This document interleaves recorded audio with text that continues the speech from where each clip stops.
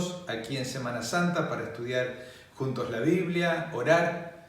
Si mientras estudiamos te surge alguna pregunta, alguna duda, no dejes de escribirme en la dirección que aparece en pantalla.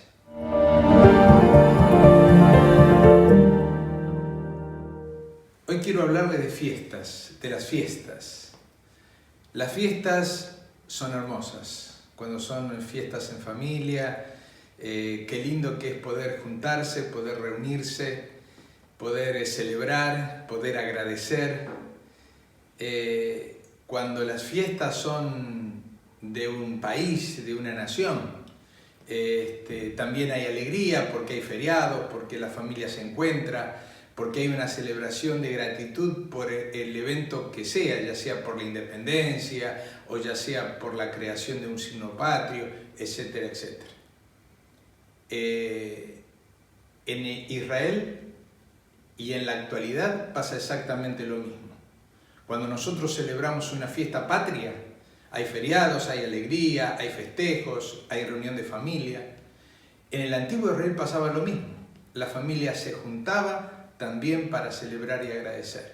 Pero esas fiestas eran fiestas también religiosas, que tenían que ver con un tinte espiritual. Todas las fiestas tenían alguna relación con el plan de salvación.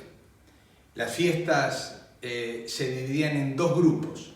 Las que estaban en la primavera, que eran la fiesta de la Pascua, la fiesta de los panes ácimos, la fiesta de las primicias y la fiesta de Pentecostés. Y todo eso ocurría en un lapso de 50 días. Después estaban las fiestas de otoño, que eran la fiesta de las trompetas, la fiesta de la expiación y la fiesta de los tabernáculos. Y estas fiestas tenían que ver y apuntaban a la segunda venida de Cristo. Allí en Levíticos el capítulo 23, el versículo 29, hablad a los hijos de Israel y diles: cuando hayáis entrado en la tierra que yo os doy, y seguiréis su mies, traeréis al sacerdote una gavilla como primicia de los primeros frutos de vuestra siega. El sacerdote mecerá la gavilla delante de Jehová para que seáis aceptados. La fiesta de las primicias no era una fiesta igual a todas las demás. Era una fiesta que no tenía la celebración tan sagrada como tenían otras. Pero esta fiesta de las primicias tenía un significado muy especial. El 14 de Abib o el 14 de Nisan se celebraba la Pascua. El 15 se celebraba la fiesta de los panes ácimos o la fiesta de los panes sin levadura. Y el 16 era la fiesta de las primicias. Como dije, no era una fiesta especial, era una fiesta simple, pero con mucho significado. Básicamente involucraba a las personas que tenían la posibilidad de entregar ciertas primicias al Señor. Dice Elena de White en Patriarcas y Profetas, página 581, lo siguiente: la cebada era el primer cereal que se cosechaba en Palestina y al principio de las fiestas empezaba a madurar. El sacerdote agitaba una gavilla de este cereal ante el altar de Dios en reconocimiento de que todo era suyo. No se había de recoger la cosecha antes que se cumpliera este rito. Según la tradición judía, se requería una ceremonia especial en esta fiesta. ¿Qué se hacía?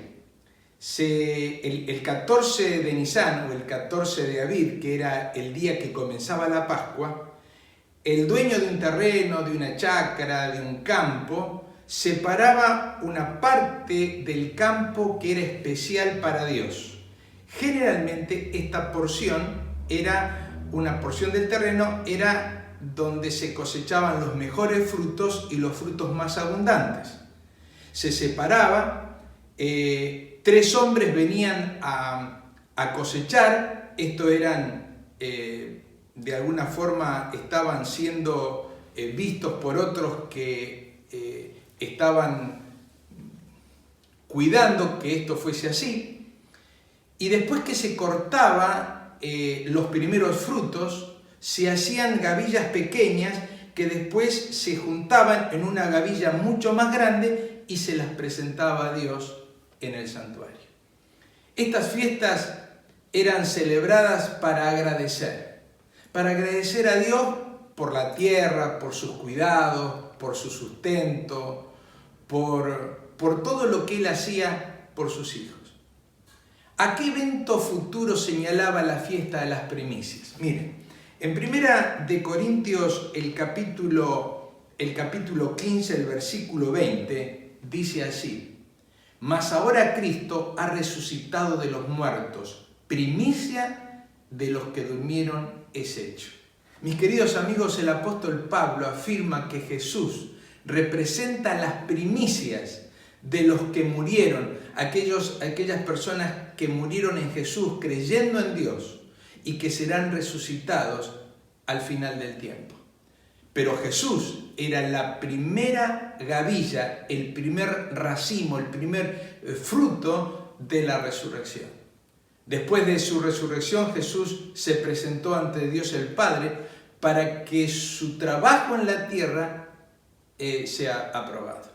Y así como los primeros granos de cereal eran la señal del sustento y de la vida de la población por un año más, Jesús, el pan de vida que descendió del cielo, no solamente es la garantía de que nosotros podemos tener el alimento que necesitamos, sino que no es solo por un periodo de tiempo, un año más. No solamente es una vida abundante, no solamente es una verdadera felicidad, o no solamente es paz, sino que también Cristo representa la victoria sobre la muerte en forma eterna.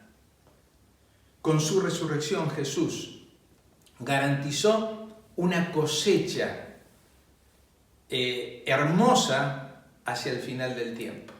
Cristo fue la primicia, pero también fue la señal de garantía. Porque si Cristo no hubiese resucitado, vana hubiese sido nuestra fe. Aunque eso lo vamos a decir o lo vamos a explicar dentro de unos momentos. Volvamos otra vez al cereal o a la cebada. La planta de cebada era una planta que enfrentaba los peores momentos climáticos al final del invierno para ser cosechada en la primavera. Con ella se hacía el pan de los pobres, era el alimento más barato y el principal sustento de las personas humildes. Pero también implicaba victoria, porque se lograba haber pasado el invierno. De la misma forma, Jesús vino a este mundo como un niño pobre, humilde, enfrentó las mayores dificultades que ustedes se puedan imaginar.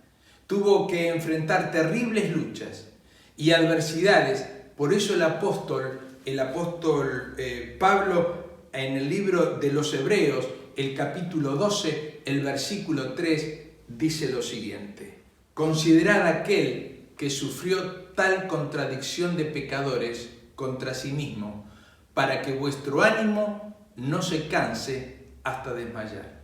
Piensa un poco en lo que Jesús tuvo que pasar. Hijo de madre soltera, familia ensamblada, familia humilde, pobre, con muchas carencias. Era un niño distinto a todos los demás y por eso se lo dejaba de lado o le hacían burla. Pero sobre todo enfrentó las acusaciones o los embates más difíciles que Satanás, su enemigo, podía presentarles. Y cargó en la cruz del Calvario con los pecados de toda la humanidad. Isaías 53, capítulo 5, dice así: Mas él herido fue por nuestras rebeliones, molido por nuestros pecados. El castigo de nuestra paz fue sobre él, y por sus llagas fuimos nosotros curados. Así como la ofrenda debía ser agradable al Señor, la ofrenda de Jesús como Cordero de Dios que quita el pecado del mundo fue una ofrenda agradable a nuestro Dios. Y el versículo 10 del capítulo 53 de Isaías sigue diciendo lo siguiente: con todo eso, Jehová quiso quebrantarlo, sujetándole a padecimiento, cuando haya puesto su vida en expiación por el pecado. Verá linaje, vivirá por largos días, y la voluntad de Jehová será en su mano prosperada. Verá el fruto de la aflicción de su alma y quedará satisfecho. Volvamos al tema de las primicias. Como primicia, Jesús fue presentado primero a fin de que no solamente Él haya sido aceptado, sino que después nosotros hayamos sido aceptados por el Padre. Si Cristo no hubiese sido aceptado, nosotros tampoco tendríamos esperanza, tampoco podríamos pensar en la aceptación. Por medio de Cristo somos aceptados. Antes éramos pecadores, en rebelión. Ahora somos reconciliados por una cruz puesta entre el cielo y la tierra. Así como el hijo y la hija que vuelve a la casa de su padre, me hace acordar al hijo pródigo, a la parábola del hijo pródigo. El hijo pródigo decidió un día separarse por propia voluntad de su padre. Le pidió la herencia y se fue lejos y la gastó en cuanto vicio pudo encontrar. Y cuando estaba en la miseria y cuando estaba en lo peor de sus vidas, apacentando cerdos, comiendo algarrobas, no teniendo con qué llenar su existencia, un día recapacitó y dijo: volveré a la casa de mi padre. Y cuando volvió, el padre lo abrazó, le puso la capa sobre él, le puso el anillo que implicaba que volvía a tener los mismos derechos. El padre lo perdonó. El padre aceptó la ofensa de ese hijo y fue perdonado. De esa forma, Dios actuó a lo largo de todos los tiempos y también actúa con vos y conmigo. Si Él, ni vos ni yo tendríamos esperanza. Solamente Él puede darnos la garantía de que todo está en las manos de Dios y todo marcha bien. La muerte de Cristo fue algo tan poderoso que en el exacto momento en que Él dio su último suspiro en la cruz, hubo personas que resucitaron en Jerusalén. Dice el Mateo capítulo 27, y se abrieron los sepulcros y muchos cuerpos de santos que habían dormido se levantaron y salieron de los sepulcros después de la resurrección de Él, vinieron a la santa ciudad y aparecieron a muchos. Aquellos que resucitaron fueron trofeos de victoria que Jesús llevó al cielo como primicias. Él fue primicia. Los que resucitaron en su resurrección también fueron primicias, y también serán primicias todos aquellos que obtengan la salvación cuando Jesús venga.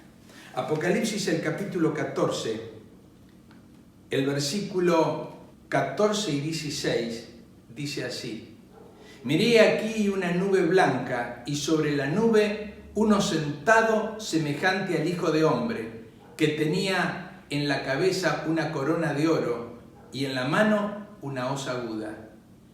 Y del templo salió otro ángel, clamando a gran voz al que estaba sentado sobre la nube: mete tu hoz y ciega, porque la hora de cegar ha llegado, pues la mies de la tierra está madura. Y el que estaba sentado sobre la nube metió su hoz en la tierra, y la tierra fue cegada. Yo quisiera aquí hacer una pregunta. ¿Cómo la resurrección de Cristo se relaciona con la segunda venida de Cristo y la resurrección de todos los salvos? Al resucitar, Jesús obtuvo una victoria definitiva sobre Satanás y sobre la muerte. No debemos tener miedo, pues aquel que nos ama dio su vida por ti y también por mí. Cuando Jesús estuvo en el entierro o la sepultura de Lázaro, cuando habló con las hermanas porque había ido a resucitarlo, y antes de hacerlo Jesús le dijo a las hermanas, a María y Marta, si creían, y ellas dijeron que sí. Y entonces Jesús les dijo, yo soy la resurrección y la vida. El que cree en mí, aunque esté muerto, vivirá. Esta es la garantía. Su resurrección dependía de todos lo que él pudiera hacer. O sea, su resurrección dependía nuestra vida y nuestra resurrección también. Si él no hubiese resucitado, vuelvo a decir, vana hubiese sido nuestra fe o nuestra predicación. Eso es lo que dice 1 Corintios 15, 13 y 14. Si Cristo no resucitó, vana es nuestra predicación, vana es también nuestra fe. Felizmente Cristo resucitó. Él reina y vendrá pronto a buscarnos, a ti y a mí. Gracias a la resurrección de Cristo, nosotros podemos tener esperanza. Podemos reencontrarnos con todos nuestros seres queridos y con todos los hijos de Dios que vivieron por todas las edades. San Juan, el capítulo 5, el versículo 28, dice así: no os asombréis de esto, porque llegará la hora cuando todos los que están en los sepulcros oirán su voz, y los que hicieron lo bueno saldrán a resurrección de vida, pero los que hicieron lo malo a resurrección de condenación. En Jesús tenemos esperanza. Imagine por algunos momentos cómo será ese reencuentro, cómo será esa aparición gloriosa cuando todos serán reunidos en una familia, donde nosotros podremos encontrarnos con nuestros seres queridos que ya descansan en el Señor. Piense en un momento, el pecado nos separa de Cristo. Jesús vino y dio su vida por nosotros. Jesús se presenta ante el Padre como garantía, y su resurrección es la garantía que nos da a nosotros la esperanza de que un día, si nosotros morimos, vamos a resucitar en Cristo. Yo quisiera invitarte a confesar tus pecados. Yo quisiera invitarte a poner tu vida en armonía con la voluntad de Dios. Yo quisiera invitarte a que hagas planes definidos de aceptar a Jesús como tu Salvador personal. Y si hay algo que vale la pena hacer antes de que venga Jesús, es tener todas las cuentas en orden. Es estar en paz con los hombres y en paz con Dios. Preparar nuestra vida, preparar nuestro carácter, preparar todo lo que haya que cambiar para que cuando venga Jesús podamos tener la vida eterna. Él ya es la garantía y te extiende la mano diciendo: aquí está mi garantía, solo tienes que aceptarla. Y yo quisiera invitarte a que la aceptes. Quisiera orar por ti para que podamos todos aceptar esa garantía.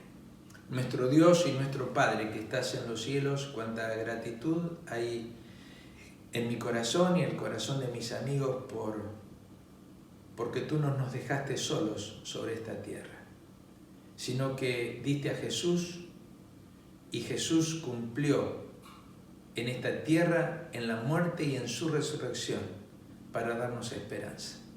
Y ahora mirando hacia el futuro, mirando hacia adelante, hacia la segunda venida de Jesús, tenemos la certeza que vamos a resucitar cuando Jesús venga, o encontrarnos con nuestros seres queridos que ya descansan en Jesús.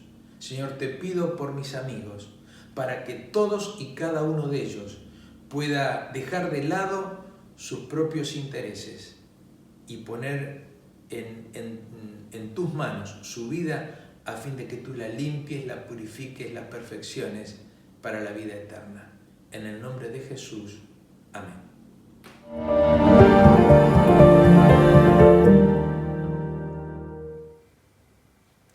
Si este video te despertó alguna inquietud, alguna pregunta, tenés alguna consulta, no dejes de escribirme en la dirección que aparece en pantalla.